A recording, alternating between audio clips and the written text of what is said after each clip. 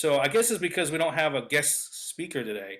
Last time the guest speaker, he was really good actually. I mean, I thought he was. I was the one asking all the questions, because I wanted to pick his brain. He And was so, good. Yeah, he was a good speaker. oh yeah, yeah, and he's very popular, and he kind of owed me a favor. And so there's areas that I don't know. That's why I have guest speakers on here because I don't really know, why these things are happening or the best way to do stuff. So I think today is really about LinkedIn. Um, and I'm gonna jump on LinkedIn to make So sure. let me share with you something I learned. Sure. Somebody said that if you message people using LinkedIn Messenger, Hmm. then whenever you post, they put your post in front of them. Um, Is that true? Not that I know of. I know That's what, it may bump them up a little bit, but right. if you have a lot of activity, it's kind of I don't really think that is 100% vetted out as As you far as I know. know. Okay. But the thing is, if you're interacting with them more, then yes. But if you send a message to someone, it's kind of a little thing. I see. Yeah, yeah. So this is a link right here, and I think we all have each other's links, so we don't have to do the meet and greet stuff. We just keep this very personable. And it's really funny because oh, that's the wrong one. That's today's post. That's like right good. That was the right good post. Post. Speaking of needing strong English skills, No, I did that on purpose to talk about Grammarly. You know, Boo! right good, and I was just trying to be. I was being facetious. Be very careful with Grammarly. It it adds a lot of garbage code. It's almost as it's as bad or worse than Microsoft Word Oh, about you're that. talking about slowing you down on your computer. No, it adds like prepositions that you don't need, like It change. Oh, no, it adds code in the back on the back end. Oh, So, for example, um, we had customers when Grammarly first came out. We had customers that were using Grammarly and then copying and pasting that content right into the body of an email for broadcast, and it broke everything.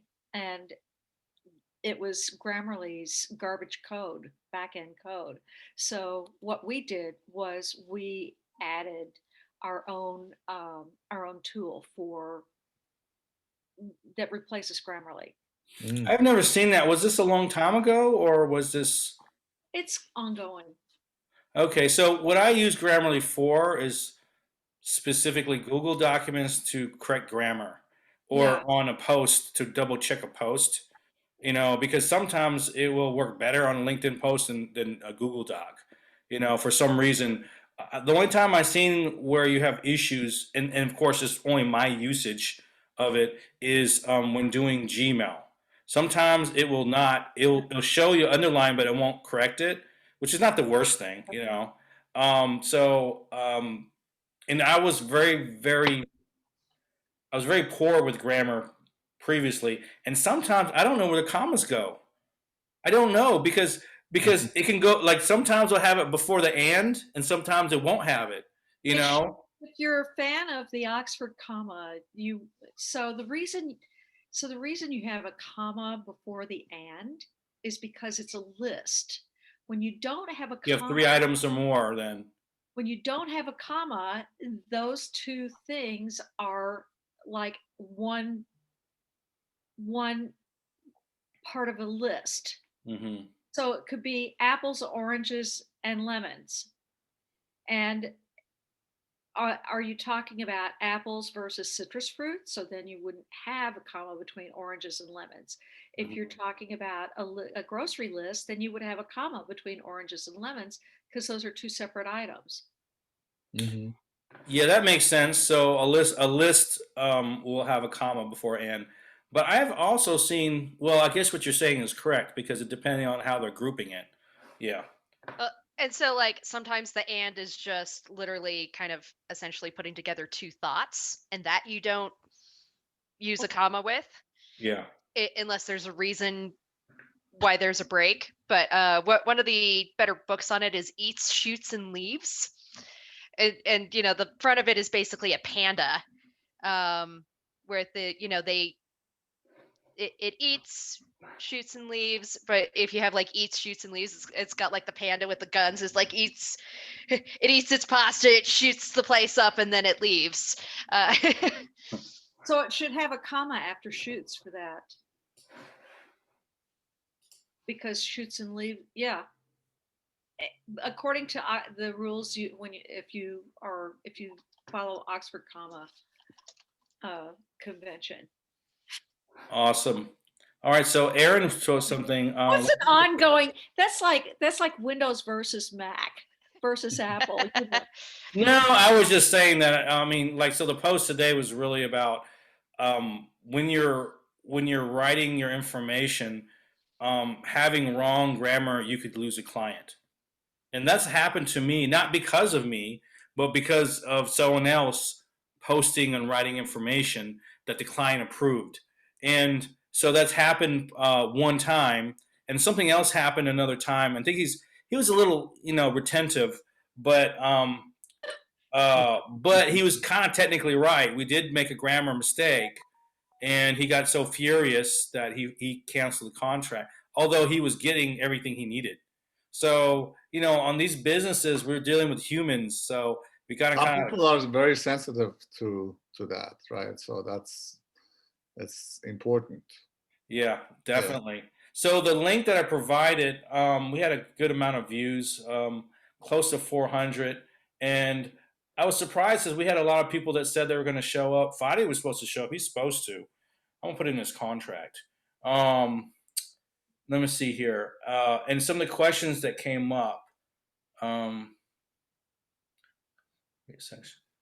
He says, "What are you doing to try on LinkedIn? I'm turning up the volume on promoting my business." So one of the questions that are coming up is I'm trying to turn up the volume on promoting my business, and the second one part was how can we solve that and to leverage my time for maximum results. So the first thing we're talking about is what they're doing on LinkedIn to raise their business, and the other thing that I'm concerned about is don't advertise. So those are kind of two things that we like to talk about. Kron, I know that you're involved in some of the the boosting of posts. So I can tell you the general categories, and then we can go back and forth and talk about our success or not success, and some of these marketing aspects. So what I do is I try to post for the client, either 3 times a week or 6 times a week, something along those lines, depending on the plan. If possible, we have a series of information where people can follow. And so if there's a video or a post or an idea, unless it's technical like me, the clients usually it works best to have one concept. Because although I might have 5 things I'm talking about in one post, it may just because you need to know all those 5. But a lot of these posts can be one thing. So in any business, if you want to provide value and they don't really know your business, you can't give them too much. So you have to treat it as third graders, not the fact that they're slow. It's just the fact that they're slow to your business. They're not understanding some of those concepts. So what I'd end up doing is posting is definitely one area. Another area is direct outreach. And of course, there's lots of systems and ideas for that for the direct outreach. Do you use Sales Navigator to do that?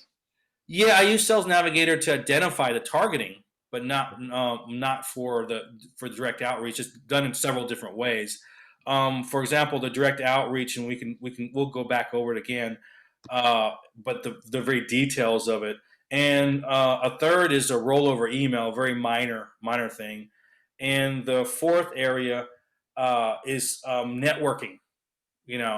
Like this is a networking. I always do 3 networking events at least a week. And so I'm promoting this one, and it's purely to offer value. That's it. Now I'm looking at how to enhance those areas. So before we talk about those 4 areas, does anyone promote their business, from LinkedIn or derivative of LinkedIn other than what I'm talking about? Because I would love to hear it. Um, No. I can give you some what I do about posting.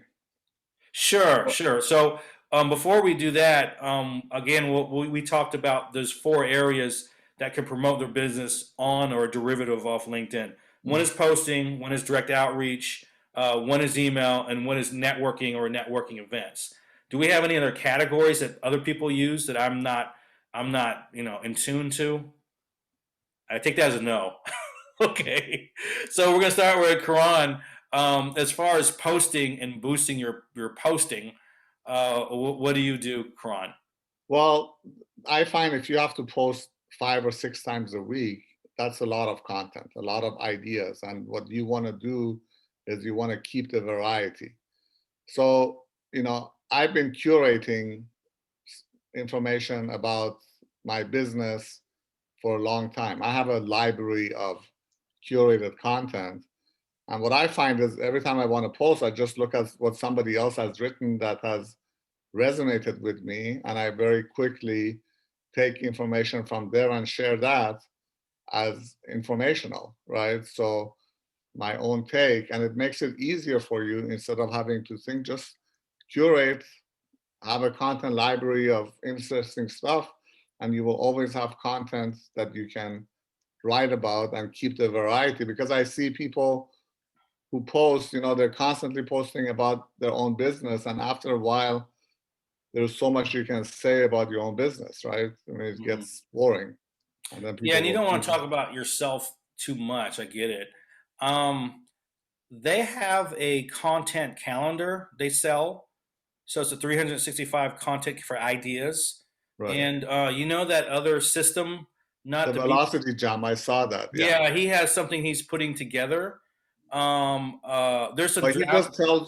just tells you general concepts, Mm, talk about yourself, talk about products. So those are concepts, but you still have to come up with the content. mhm. And the content is out there. Just look at people that when you read it, you say, oh, this is interesting. And then you can just take that. If you organize it in a library where you can quickly index it, you will always have things to refer to and come up with new content. Yeah. Um, how I get content is that I typically have an issue or something I'm working on. Mm. So it may not be an issue, but it might be something I'm working on. And when I first start posting, I said, I don't know how to do these freaking videos. Like I know how to use video editing software, but I'm trying to make it real efficient. Right. And so my videos were really super low quality before, which was fine before, and I just need to raise it up here. You know, like Selena, I think Fadi's videos are kind of up here because they have a nice. He does a nice camera and he has a nice overlay and design specifically. So I put him up there. So I said, well, how can I get here? Because I can get in and out and do that. And so with my clients, I think I had a bunch of people just text me. Okay. So with my clients, they don't have a lot of time, right? So you're fighting with time versus money. And so what we do is we have a meeting with them once a month, a lot of them. And we'll have a Zoom meeting and put the res on the highest possible thing and just ask them questions. And we won't tell them what the questions are. And we'll ask them because it's going to be more natural. And then we get that and we chop it up. And to chop it up, video is not hard. You just got to know the segments. And we ask the questions and we kind of tell them like, we want to keep the answers really, really short. We don't want this whole discussion to be a minute. And sometimes I'll cut myself out just so he's talking so they can get the meat of the conversation. And so I get these videos that for 45 seconds to, a couple minutes long. I try to keep it around 1 minute. And I use something called Vidnami. Vidnami is one of many tools, and I'm sure there's better tools now, but it was super simple. I was able to upload that video. It was able to create a transcription on it, and it was able to have templates, whether the square template or the rectangle template, Mhm. which you had different color boxes and fonts and things like that. And so a lot of people watch videos without the volume, and so you need the words on there. And that was my main dysfunction. So we put that together, and it can also have a background track, so it can import create your own template or use one of the templates there. Able to have a nice background music track, able to have the words coming there. And now they have B rolls. Does everyone know what a B roll is? I think Pad does, because he asked me one Yeah. time. um, a B roll is where you have secondary videos in there. So when you say, all right, bye bye, you can grab somebody that's not you saying bye bye, or when we're achieving so much, and then you have one of the clips saying achieving, and the guy goes up, and you have confetti coming down and all that. Or, yeah, if you want to get a leg up on the competition, you got somebody throwing their leg up. And so some of it can be kind of funny on the side, but it creates some variety. And you can pump out one of those in uploading, fixing the script, because it actually records your words. And people always say and they don't record the word LinkedIn. They have a different word that's kind of not LinkedIn, so you got to go through the script and all that stuff. But it takes maybe about 20 minutes to actually from uploading to create a video, which is pretty short. So Vidnami is a good tool for creating that. Selena, I know that you use, is it Canva? You guys use Canva? Do you personally use it, or your people? I also personally use it for a lot of the posts. The video on Canva is decent. It's not amazing by any sense of the word, but it's good enough to, like, if you already have a Canva membership and you don't want to like pay for something else, it's good enough to at least get you started without it being super painful. I didn't know Have you they guys did heard of video. Camtasia? Have you heard of Camtasia? Yeah, I have. I use Camtasia. And That's do a they have an great. online version now, or is it only download? I have a downloaded version. Oh, okay, I don't know if they have an online version, but Canva, I was really hitting towards that because they have a ton of templates for the images. So on your post, you can have videos, you can have images, you can have stuff like polls, and you could have your needs and all this other. That's all text as well. And then you can have documents. Documents get rated the highest. And so if you have a paid Canva, you can have a specific size that works really well on LinkedIn. And they have templates in there where you have big words and big visuals. And so a lot of the top people use that because they can have a three or 5 page PDF that looks really good.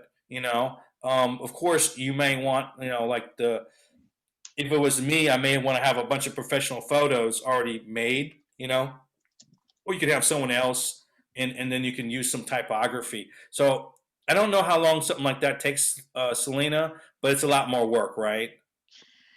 Um, it depends on how used you are to using it. So, like, my business partner, when she does documents, she can whip those things out in like Well, 20 minutes. I'm talking about visual documents, right? Yeah, like, so the visual documents and all that kind of stuff, she can whip them out pretty quick. Wow. A lot of our VAs and all that kind of stuff. Like, we were helping someone with a blitz campaign, so just a ton of images, and she was averaging about an image every 10 minutes, which was Okay. not bad. So you said you can probably get a PDF knocked out in an hour from beginning to end, probably, right? Oh yeah. 10 minutes per image, 4 pages, 40 minutes typography, 20 minutes, and then internal approval. Did I guess about right? Yeah. Yeah, So, that's pretty accurate. so it's not much difference than creating a document than almost a video. Maybe it takes a little longer to do a document, but once you get that template down, I imagine you would reuse that format, right? And just change the words, change the images, change the concepts, as long as they're keeping it pretty simple. So those are the posting options you have. Karan, you use a particular method to boost the post, right? Right. So I use the service improve together, and I've been using them on 6 posts now, and I've gotten anywhere from 1,000 to 2,500 views on my post. And what was your views beforehand? 70, 80, 100. Okay. Okay. So So what Improve Together does, because I have affiliate with them, they guarantee your 15-15. So 15-15 is the magic number, and it has to be real people that are posting real content that it has some kind of substance to it. And 15 likes and actually 15 posts, if those are real people, what happens, it gets you to the gates of the LinkedIn people. Of course, once you get to that gate, a human will decide how many more views you will get, um, and so there's good things and bad things about how do that. you mean a human will decide?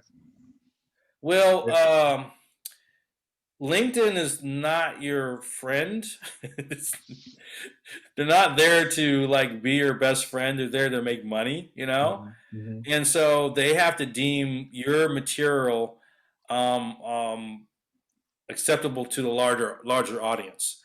So Okay, what you and I may see as valuable, others might not.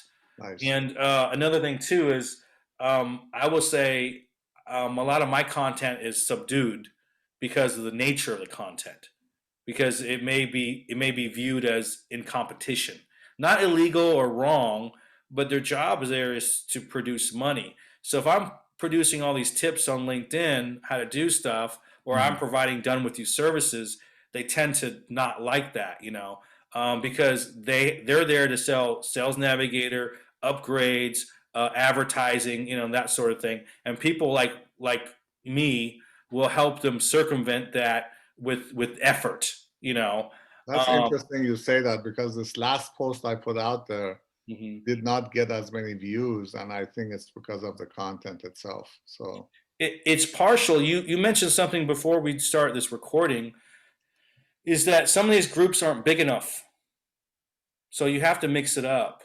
mm, So if you have the same people all the time on Monday, Wednesday, and Friday, why aren't they posting on Tuesday and Thursday? right, They know this stuff. They're not slow. right. They're very they run everything on out on their algorithms, and they're constantly changing it. So I think one issue for a lot of these groups is they're not big enough. So you may have to stack it with other groups, Mhm. and then to mix it up a little bit. And if you're getting some kind of views on certain days and you're posting, say, 5 or 6 times a week, you should have some level of consistency depending on the day. Like Mondays are low, Tuesdays are high. Some people say Wednesdays, but from what I saw, Tuesdays are really high, and sometimes it ends moving to Wednesday. Sundays either real high or real low. And so Sundays, you have groups on Sunday too? no, no, but I'm just talking about natural viewership. Right, right, Like when right. people are on LinkedIn, they tend to be Yeah, either Friday on. seems to be low. Friday seems to be less engagement. People are Yeah, leaving. Mondays and Friday, and people say all sorts of stuff, but you have to think like logic. What am I doing Monday? I'm checking other people's email. I gotta get my day started. So anyone making money, they're not gonna spend as much time. So the percentages will be lower. And then Tuesday or Wednesday, depending on how it swings, they got more time to breathe. They're mentally done with something, and they want to engage for their engagement, or to get their fill of what's happening on LinkedIn, that sort of thing. So um, that I don't think is a bad thing to use that. I will say I did a test for a month, and I can tell you the results of my test, and they're kind of mixed.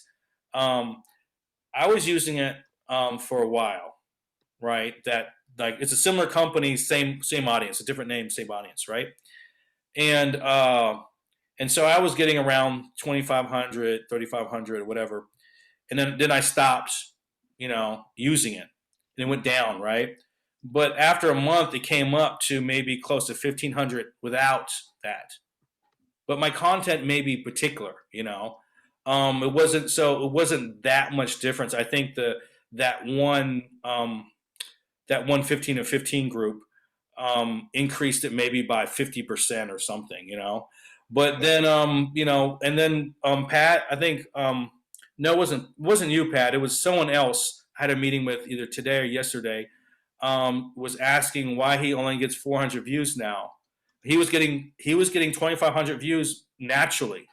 He Right. was talking about a particular market, and he has a particular, uh, um, segment that people watch his stuff, real technical stuff. But he had a market there, and he says he stopped posting for a week or two because he had other stuff going on, which is normal. And when he came back, he only had like 200 to 400 views. He was really upset. He thought he did something wrong. And I Right. explained, said, no, it's going to take you like 2-3 months to get back there, if I you'll see. get back there, because they'll punish you if you don't have activity, have a gap of act. And I don't know why. I think that's kind of mean, but maybe it's just how the algorithm works for now. You know. Um. So If as they see far as spikes, if they see spikes in your account, then you're kind of screwed. I mean, I did it myself too, and I had this company called Prospectin. I think they're out of France or something, and they basically put you in like pods. You ever heard of that? Like the pod theory. Yeah. So it worked for a little bit, but then like if everyone in that pod is not your like first connection, then that sparks red flag.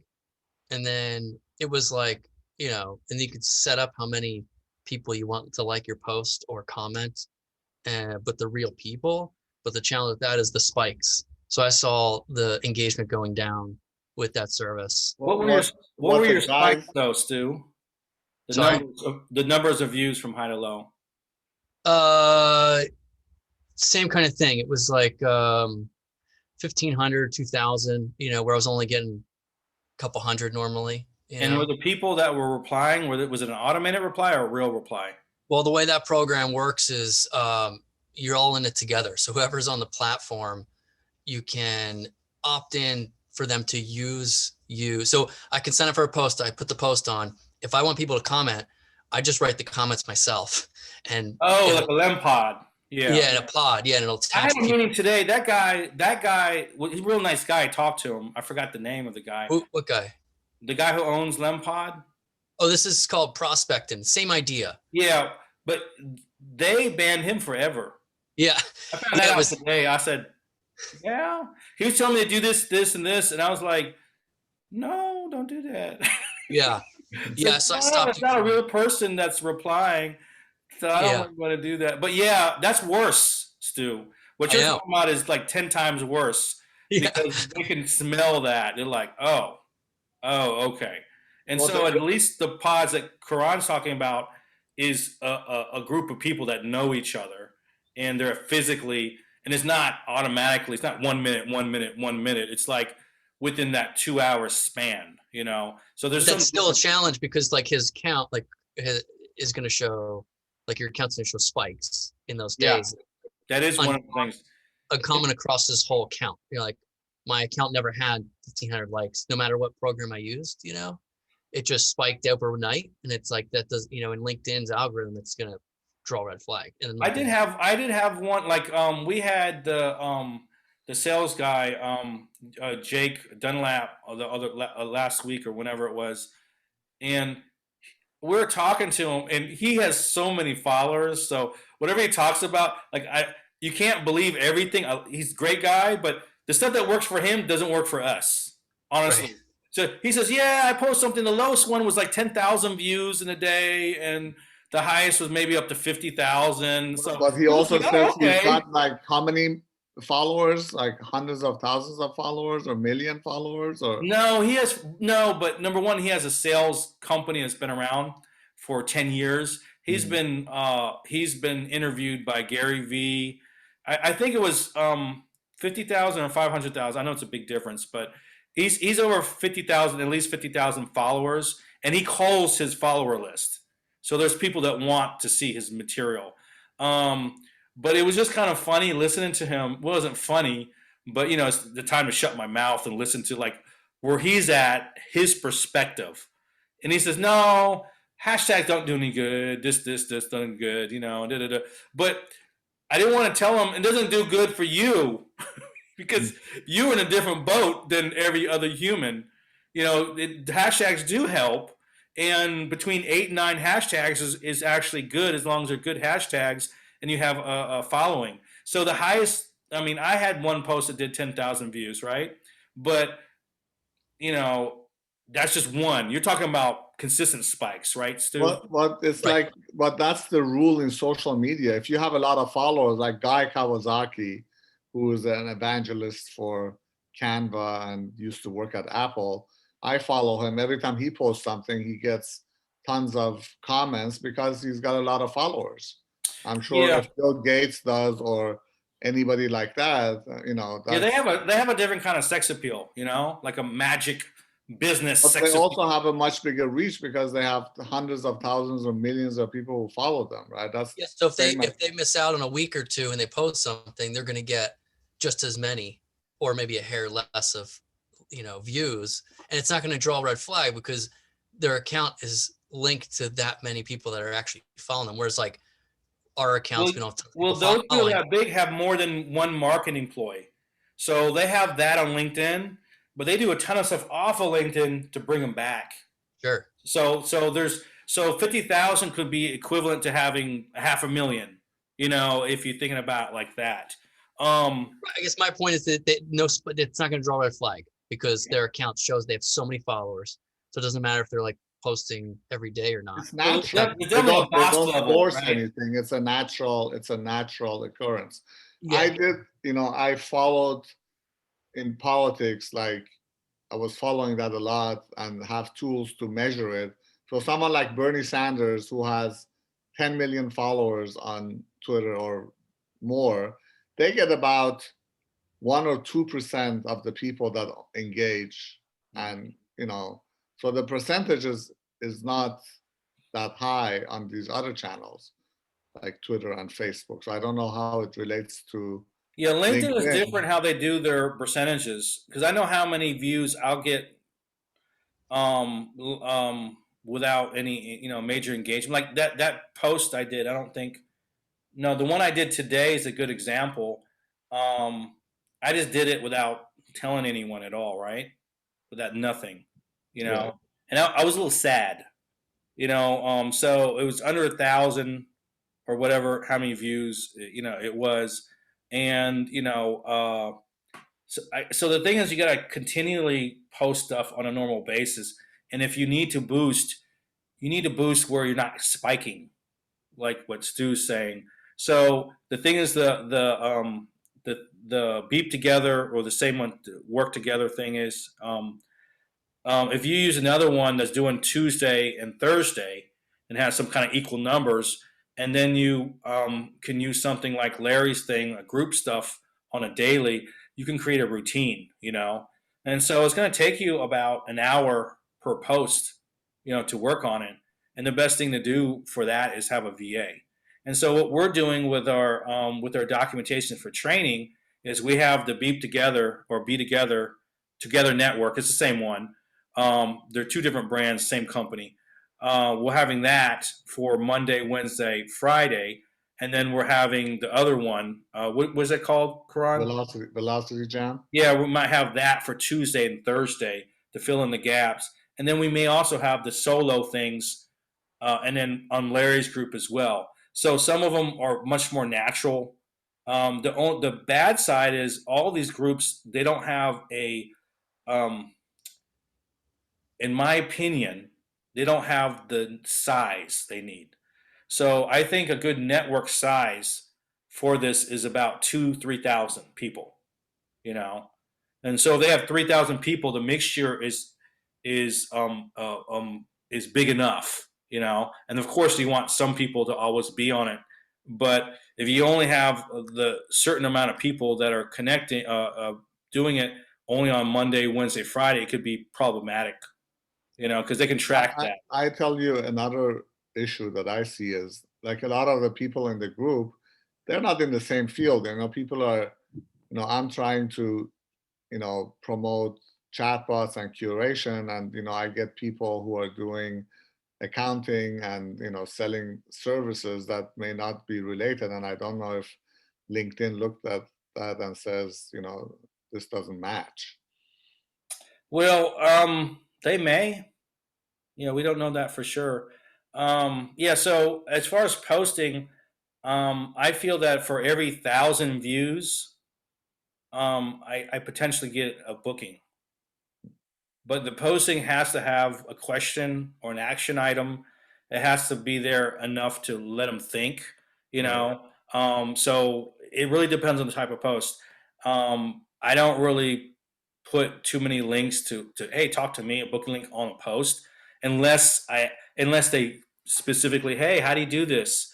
And I say, oh, it's best to have a conversation on it, and then I'll do a booking, for that sort of thing if they're really interested in it. So I find that I get about 1/3 of my clients, and this is just my math, because I know other people that their math is different and they do really well in a different area.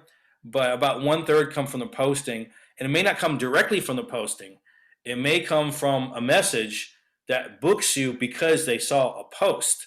And so if you're using the outreach and you have things you can commonly touch on your post, like I have a whole list of them. I'll say, yeah, I talked about that a couple of weeks ago. Here's a post on it or whatever. Or they've seen it and they just want to message you. And so I can't tell you how many times I had a meeting and they said, yeah, Troy, yeah, I saw a video and you seem like you know what you're doing. And I said, well, what video did you see? They said, I don't know. They don't even remember the video. They just remember the fact that the video made sense and they've seen me more than once. So Yeah. that level of familiarity is really important to use these together. Yeah, Anyway, you want to establish yourself as an expert in your domain, and that's what sells you for sure. yeah, people want to talk to people that know what they're talking about and they're gonna be honest about it. I have a lot of meetings where they said, "Yeah, I'll do the 6 month thing because I don't do monthly anymore." Selena, I didn't forgot to tell you, I don't do monthly anymore. That's out the door because I'm finding out that they're gonna want to change the horse in the middle of the stream. After month two, well, try this, try that. And you need like a solid 3 months just to get traction. And if they dispute or have something, if they get itchy or something, what happens is I lose money because I can't cut services. I can't like shut servers down. Can't fire people because there's ramp up. So you lose all the momentum, and that's where your money comes from. Anyway, so I think posting that covers posting, providing material, and I got a whole series on posting. I did like a how to post, why to post, all the algorithm stuff. That's kind of nerdy stuff we don't need to get into now, but I do get about a third of the clients kind of through there. The other one is direct messaging. So about 2 years ago, that was king. You can direct message, and then people love it. And now it's only a derivative of LinkedIn. It's only not derivative. That's not the right word. It's one of the things of LinkedIn that could be used well with your posting, or it could use awful. So most of the people that are posting, not posting, sending a direct message on LinkedIn do a very bad job of it, you know. And I was one of those many, many years ago before I started doing this. And I always go back to the dating scenario. People really, if you had old-fashioned dating, people really want to get to know you first. So having some, common courtesy and just looking at their profile, looking at the past messages, seeing if there's any connection, anything that they would find interesting, and talk about them, and just engage with them. And a lot of times they'll just tell you what they need help with. And so a lot of times less is more. We have a campaign that goes out for second level that builds a relationship, and that's the most common one. And ours is kind of particular. We have a formula that we've built. We also have quarterlies and things like that. We have a campaign that goes out to third level people, and that's one message, open mail. And all this stuff is, Sales Navigator. You can identify some of that stuff on Sales Navigator, whether it's done through a sequence or manually, either or. And then we have your first level. So if you already have a large first level network, and if they're appropriate, why you're going to leave money on the table, you know? And so the ones that get the least amount of traction I would say, is the third level because they're not really connected with you, but it's the open mail. So those things don't get a lot of conversions because you're only sending one message, but the ones that do, you're just filling the gaps. So all these techniques that are overlapping is just about creating that net to kind of capture a few of the ones that are important. You're covering the gaps. So if you can get, say 10 more people a month or say 20 people a month that connect, through the third level message, that means you just said, hey, feel free to connect with me. Here's the link. They actually have to click the link and then hit connect. They have to see value in doing that. So it's two steps. So you have to think that the value of those is a little higher. So if you are selling like LinkedIn is all about, and this is just for my segment, I deal with solopreneurs up to a company of 50, right? So they're all about the small businesses. The large businesses use it differently. Um, kind of lost my train of thought because I'm talking so much. Well, I think it's the Mountain Dew. Um, yeah. So anyway, what was I saying? What was the You were point? talking about different ways of getting traction and messaging your first and second level people. Oh yeah, so the value of the third level person is a little higher. So if say you got 20 people added, that's 20 people you didn't have before. And then you have to look at the percentage of people that are accepting. So if you are getting something like 15, a good conversion is between 15 and 35% is pretty healthy, right? It used to be like 50% before. That doesn't exist. Anything under 15% conversion, you're in the danger zone, you know. And so you have to be careful about how much you're doing. So if you get under 15%, you have to lower the amount of invites you send. So Why is that a danger zone? How is that a danger zone? well, because if you have less people that accept your invite, Hmm. they could ban your account because they Oh, think you're spamming. oh, really? Yeah, they can lock down your account where you require an email. Okay. And then you have to do a lot of work to get around that. I see. What's that Yeah, percentage? You know it? yeah, stay above, safe around 15 and up on your accepted. 15% that have not accepted your No, connection. 15% that have accepted and up. Say you send So 100 invites out, right? Yeah. 15 out of 100 in general is kind of the general rule. They change all the time, but that's a general safe rule. That's a minimum amount of that what you want. Yeah, I guess I within have a never pe- with within a good. Sorry, you go. within a period of time, right? It's Sure, like what's the time frame? no one knows. No one I got knows. stuff from like five. Like actually, I never really went in there. And I could see you can withdraw them, but I have some from like 5 months ago. Well, Should that's I? different though. That's a different issue you're running across. So if you have more than like 1,200 invites out, you want to clear out the old invites. I got. That's Yeah, something you have to do regularly as well. gotcha. And I'm sure that helps the algorithm. I didn't realize. That was an issue. That was part of it. Yeah. So the main reason people get banned is they send too many invites without enough people accepting. So what happens is when you send an invite out, they look at it, they hit ignore, and if your message says something like, "Oh, we don't know each other," there's a message pops up, "Don't know them," and if they click on that, it's a double whammy, and you get like 3 to 5 of those, you get your account restricted. Oh, And so interesting. there's a lot of stuff like that. And if you have like thousands of um, outgoing invites that you didn't remove, then it also could be flagged. Another thing is this type of message that you're sending. If you're repeating the same exact message, and or if it's spammy, you can be reported. If you The send it, connection message you're talking about no, I'm talking about your first actual message after they connect with you. after they connect. Yeah, Yeah. if it's lengthy, if it's people, oh, there's a higher percentage of them reporting to you. So that's really, really bad. If you and then the algorithm for LinkedIn will automatically detect stuff like if you have a question on the first message, and it ends in a question mark, it'll be a tick against you, like a mark against you, because it's considered those are techniques for spam. And so so they have all these rules on what spam was not, you know. Really?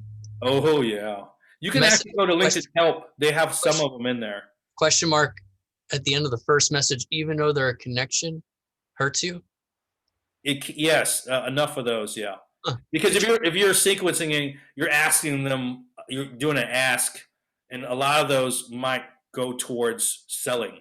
Not saying you're necessarily selling, but you're just copying and pasting stuff at that point. Ways to get around that is to use, if you're using any kind of automation, use an automation that's not detectable.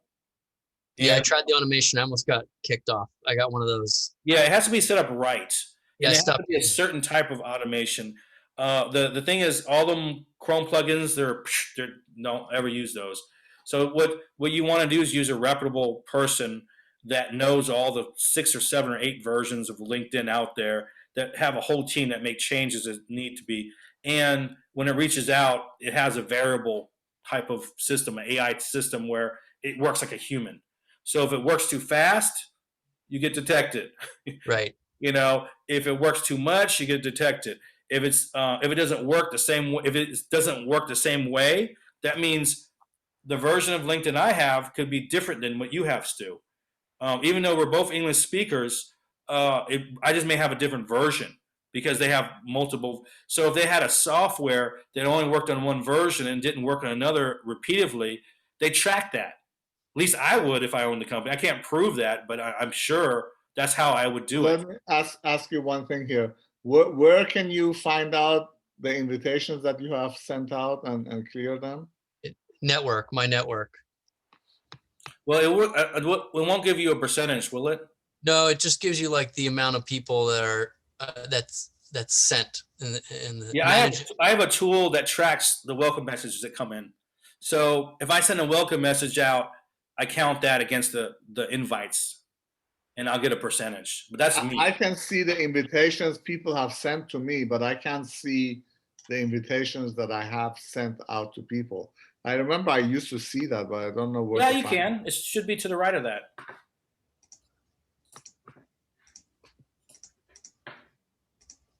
under my network. I'm trying to load up right now. yeah, my network. Manage, like on my network, on the right is manage. Manage my network. Connections, teammates, contacts, people I follow, groups, events, pages, No, it newsletters. says manage invites, and the left is. Let me show you. All right, I'll start over. I'll share my screen.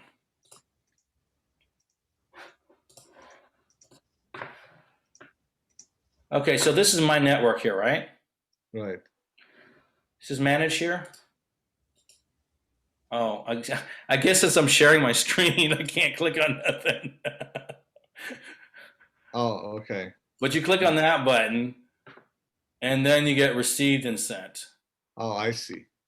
Oh, okay. Yeah, and they'll tell you, but it won't give you the percentage. It will. We, you know, yeah, we do I that. don't have manage up there. I don't know what the hell.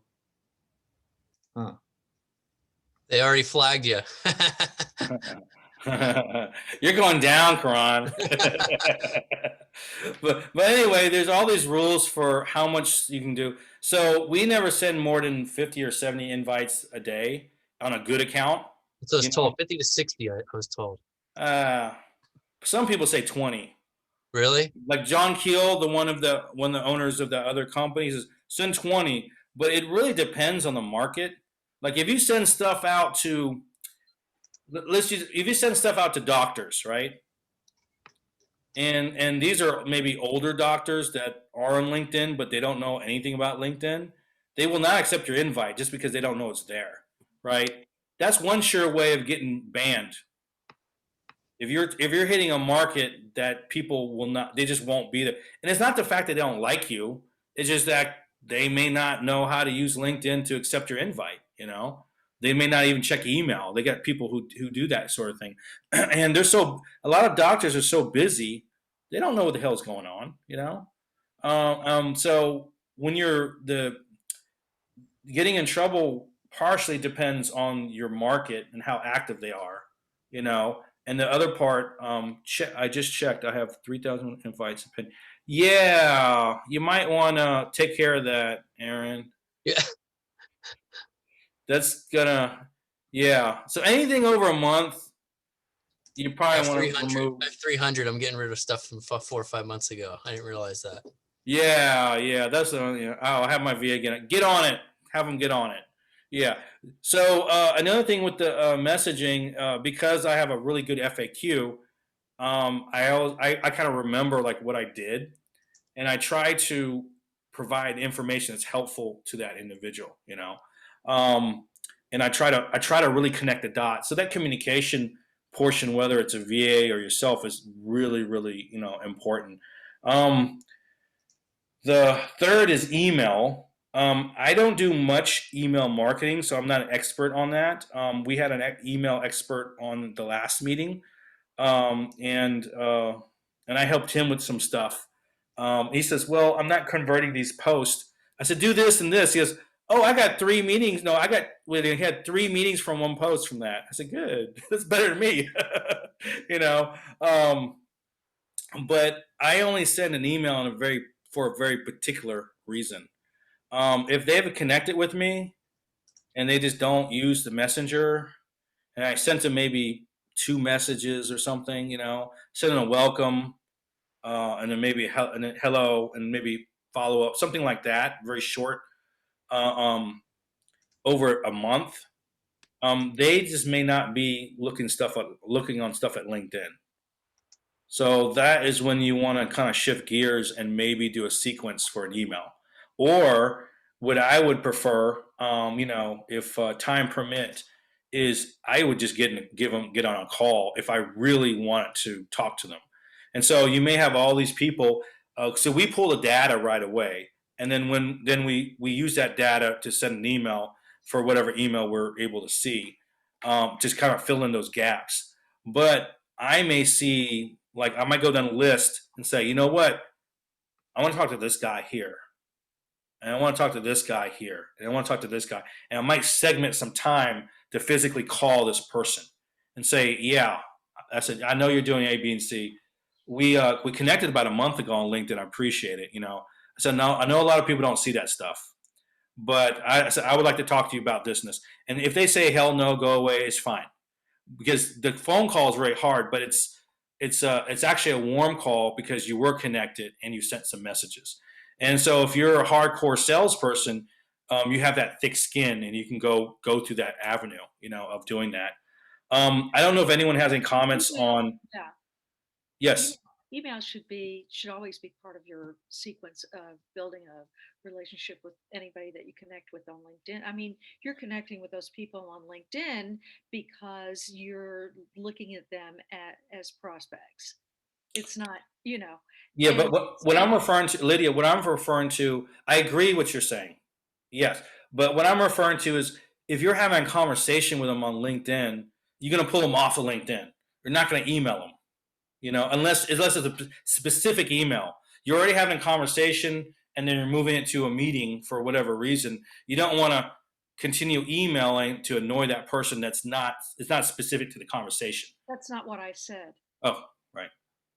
It's email is part of a is should but what I am saying is that emails should always be part of your sequence. For example, you talked about calling somebody. If you get their voicemail, are you prepared for what the message is that you're going to leave?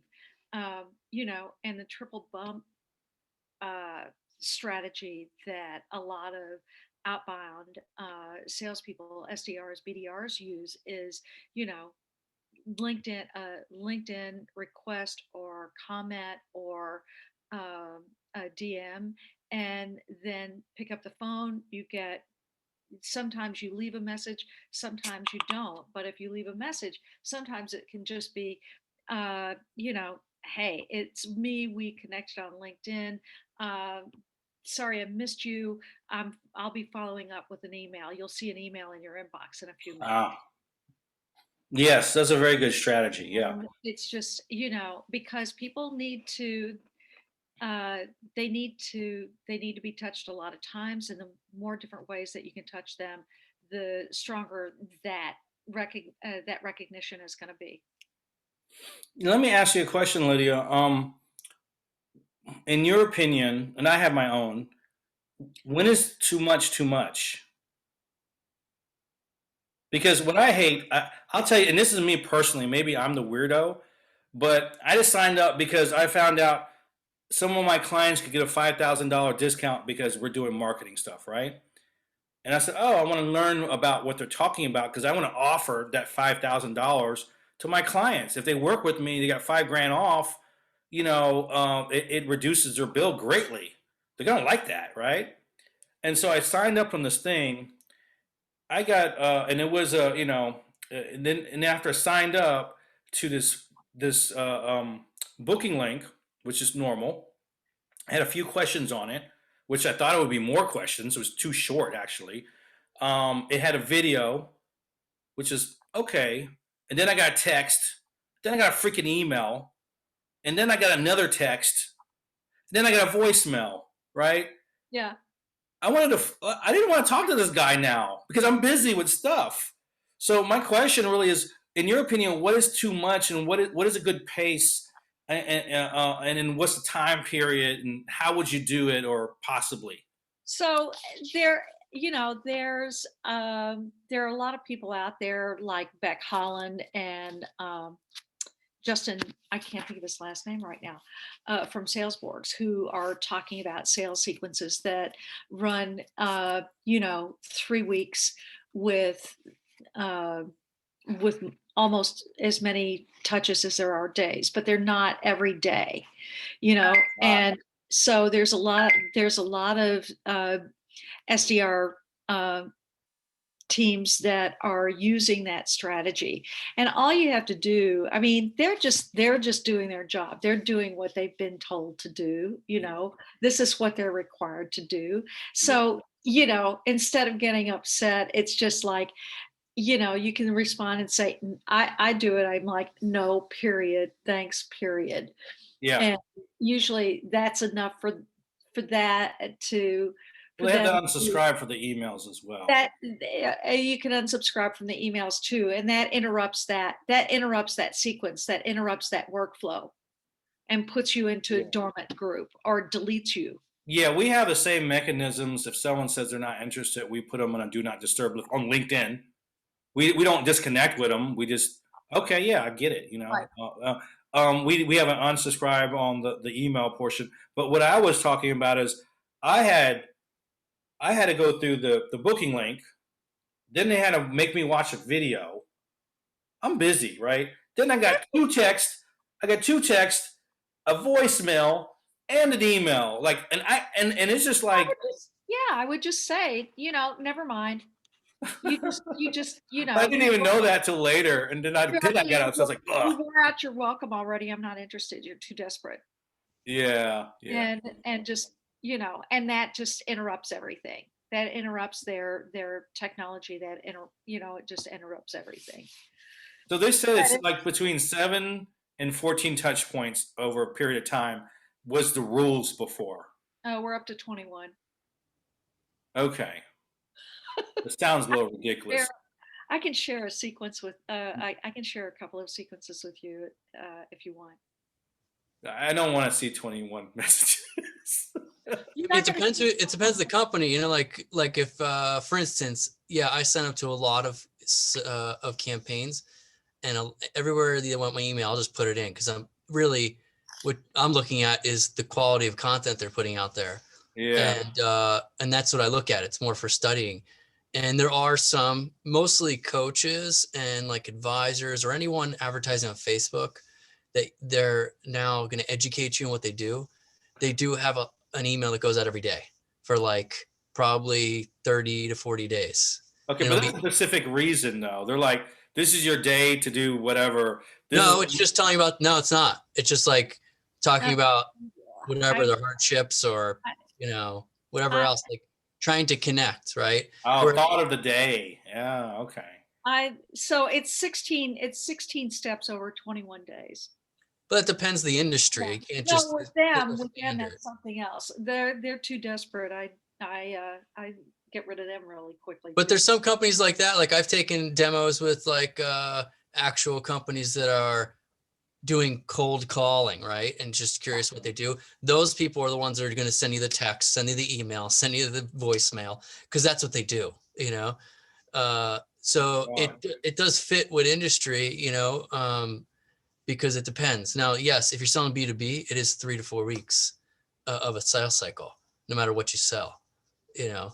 Yeah. But it Awesome. depends how you, because 3 to 4 weeks means you have to touch them enough that they remember you, because they're in the research mode. You don't want them to forget. There's like, you can, one night you can go to 20 different companies and forget which one you touched, you know. Yeah. So yeah, I mean, there is effective reasons that they do send all that stuff out, because they want, now you're talking about it. They're going It's to remember that company because you talked about it, the right? thing is, I worked in the ad tech space for a number of years. In advertising, there are two metrics. It's reach and frequency. And reach and frequency is all about remembering, right? So if you put it in front of people, you never know when someone is ready. But what you want to make sure is that they remember you in case that they need you. So Mhm. it's just following that principle. And obviously, if it's email, it's then the rest of it is an art. Is as a marketer, it's an art of how are you going to do it to not piss people off, but at the same time make sure that they remember you, just in case the conversation comes up, you become part of that equation. You know, I had a meeting earlier today that kind of you guys reminded me of. And she said, "Yeah, I got a reference that says, yeah, about return client and doing real estate, right? I don't have any real estate clients. I don't even know where she got it from, right? But she was told by another real estate guy something about return client, and she did receive maybe about 4 messages over a longer period of time. But LinkedIn stacks the messages, so once you see it, it's there, right? You see the whole history, the conversation. I And love she that. was, yeah, so and so she was like, yeah, so and I saw your stuff, and I didn't look at all the videos, but it kind of made sense, and I think LinkedIn is an untapped market. And I was like who recommended? Like you don't know, but it could have been some of the videos, it could have been a conversation, it could have been anything, but they remembered me somehow and they connected the dots. So I guess that's the key of all those things there. That's why you post every day on LinkedIn, so people remember, oh, I need LinkedIn services, there's Troy, right? So Yeah. that's the purpose of it. Yeah, that's why I make stupid photos on purpose. I had one that says he looks stupid and gets you clients, and this is like me like sitting down. There's like a weird shot, and that's got like 3,000 likes. So I just put it on there. Oh, cool, So I love it. Just think about TV advertising. Sometimes you see an ad 3 times every intermission. Sometimes they play it, Yeah, one after the other. It's only because they know that it works, because the repetition helps people remember, because we're also busy about 5,000 things that if we don't have the repetition, we are not going to remember. yeah. Yeah. So Lydia, you gave a very good point on the email items on kind of suggesting how to do that. So that I didn't really think about that. So thank you for that. And I know we're past the hour, way past the hour, because I'm a long talker and I probably talk so much. Um, if anyone wants to have the links to any of these boosting things for LinkedIn, just shoot me a message. I'm gonna feel it to several of them.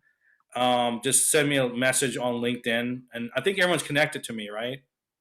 Aaron, are you connected? I don't know if you're connected. Maybe he is. Okay, so I'll just put my link there. How about this for anyone? And I'll go ahead and explain it separately.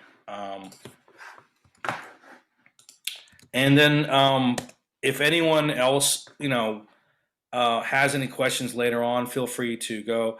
And I think, Pat, do we have a meeting like now? I take that as a yes. You're on mute. So I'm going to thank everyone, unless anyone has anything else that they want to talk about. And Lydia, I would like to run a test on your software stuff. Great. So I like to log in and just do just a walkabout, walkthrough, and maybe test it. So if I like it, I can run a testimonial, a more detailed testimonial with screenshots and stuff. That Yay. might be helpful. Yeah, I want to do that. Okay, well, I will let everyone go. Sorry, this is I'm the LinkedIn guy, the not so boring LinkedIn guy, but this is probably the most boring meeting we ever had. Oh, it's good. So thank you very much, everyone. I'm gonna go ahead and let you go. And Pat, I'm gonna jump off and I'm gonna turn it back on, but it gives me enough time to go to the restroom. Okay? Okay, sure. Okay, jump back on then. Bye.